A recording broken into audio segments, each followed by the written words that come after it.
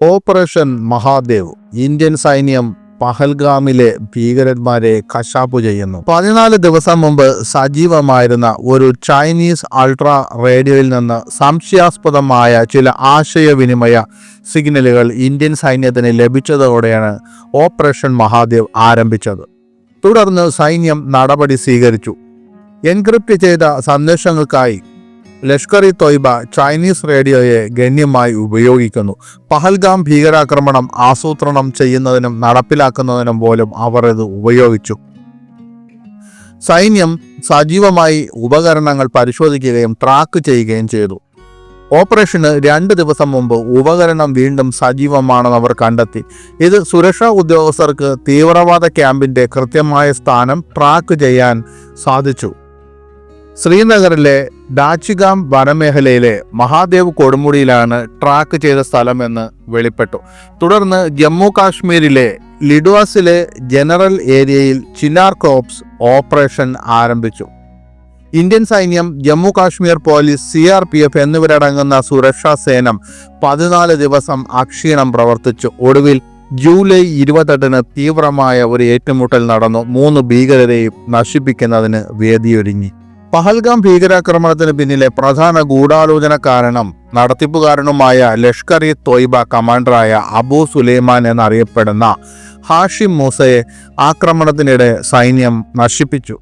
മഹാദേവ് കൊടുമുടിക്ക് സമീപമുള്ള അയാളുടെ ക്യാമ്പിൽ US നിർമ്മിത കാർബൈൻ, ഒരു AK-47, 14 റൈഫിൾ, ഗ്രനേഡുകൾ, ഭക്ഷണ സാധനങ്ങൾ എന്നിവ സജ്ജീകരിച്ചിരിക്കുന്നതായി കണ്ടെത്തി.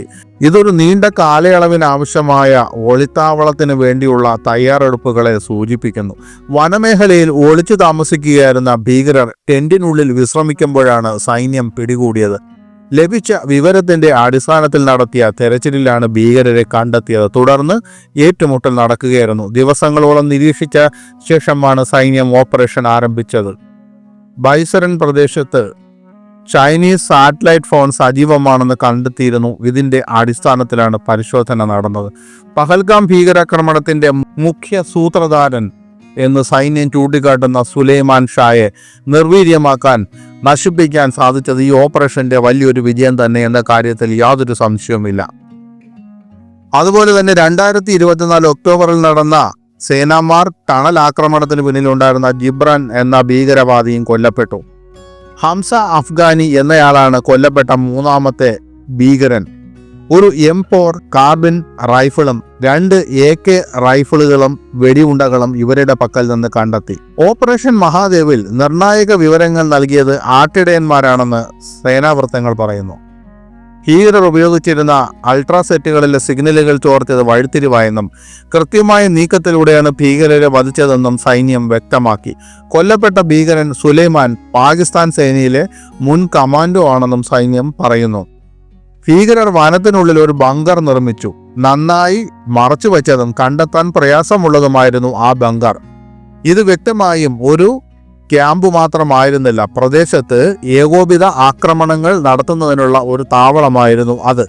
സമീപ വർഷങ്ങളിലെ ഏറ്റവും തന്ത്രപരമായ ഇന്റലിജൻസ് അധിഷ്ഠിത ദൗത്യങ്ങളിൽ ഒന്നായാണ് ഓപ്പറേഷൻ മഹാദേവിന്റെ വിജയം വാഴ്ത്തപ്പെടുന്നത്. ഉപഗ്രഹ ചിത്രങ്ങളും മനുഷ്യ ഇന്റലിജൻസ് ശൃംഖലകളും ഉപയോഗിച്ച് തീവ്രവാദികളെ നിരീക്ഷിച്ചതായി ഉദ്യോഗസ്ഥർ പറയുന്നു. ഓരോ നീക്കവും നിരീക്ഷിക്കുകയും എല്ലാ സിഗ്നലുകളും പിന്തുടരുകയും ചെയ്തു.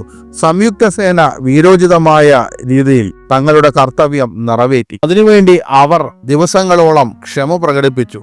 ആക്രമണം നടത്താൻ ശരിയായ നിമിഷം വരെ കാത്തിരുന്നു. അതുവഴി സാധാരണക്കാരുടെ ജീവൻ നഷ്ടപ്പെടുന്നത് തടയുകയും ദേശീയ ഉദ്യാന മേഖലയിലെ വന്യജീവികളെ സംരക്ഷിക്കുവാൻ ശരിയായ കാര്യങ്ങൾ ചെയ്യുകയും ചെയ്തു. ഭീകരരെ അങ്ങോട്ട് ചെന്ന് ആക്രമിക്കുന്നതിലൂടെ സൈനിക തന്ത്രത്തിലെ മാറ്റത്തെയാണ് ഓപ്പറേഷൻ മഹാദേവ് പ്രതിഫലിപ്പിക്കുന്നത്. അതിർത്തി കടന്നുള്ള ഭീകര ഗ്രൂപ്പുകൾക്ക് ഇന്ത്യൻ സേന ശക്തമായ സന്ദേശം നൽകിയിട്ടുണ്ട്. സമാധാനം തകർക്കാൻ ഇന്ത്യ അനുവദിക്കില്ല. വർഷങ്ങളുടെ പരിശീലനം, ഏകോപനം, എല്ലാത്തിനുമുപരി പ്രതിരോധ സേനകൾക്കിടയിലുള്ള പരസ്പര വിശ്വാസം എന്നിവയാണ് ഓപ്പറേഷൻ നടത്തിയതിൻ്റെ കൃത്യതയിൽ പ്രതിഫലിച്ചത്.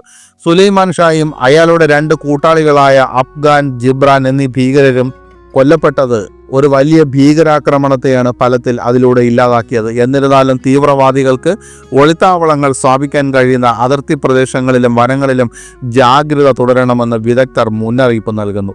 ഇങ്ങനെ ഈ ധീരമായ വിജയം ആഘോഷിക്കുമ്പോൾ ഇന്ത്യ അതിൻ്റെ ഭൂമിയുടെ ഓരോ ഇഞ്ചും സമാധാനവും ഓരോ പൗരൻ്റെയും സുരക്ഷയും സംരക്ഷിക്കുന്നതിനുള്ള പ്രതിബദ്ധത വീണ്ടും വീണ്ടും ഉറപ്പിക്കുന്നു.